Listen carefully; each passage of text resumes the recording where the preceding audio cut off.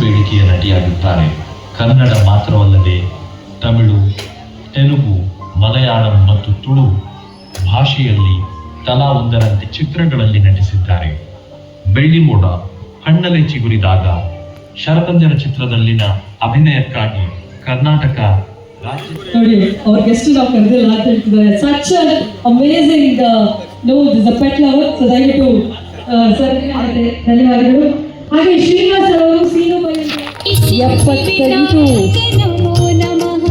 ಸಿನಿಮಾಗಳನ್ನ ಅತಿ ಹೆಚ್ಚು ಮಾಡಿರುವಂತಹ ನಟಿ. ನಮಸ್ಕಾರಗಳು. ಬಹಳ ಸಂತೋಷ ಆಯಿತು.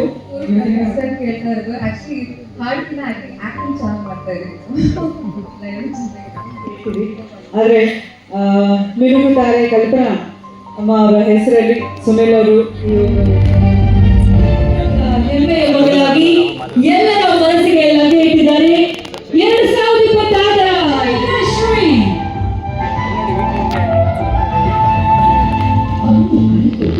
ವಿಜಯಣ್ಣ ತಮ್ಮೆಲ್ಲರ ಪ್ರೀತಿಯ ಚಪ್ಪಾಳೆ. ನಾಗರತ್ನ ಅವರು ದಯಮಾಡಿ ನಾಗರತ್ನ ಅವರು ವೇದಿಕೆಗೆ ಆಗಮಿಸಬೇಕು.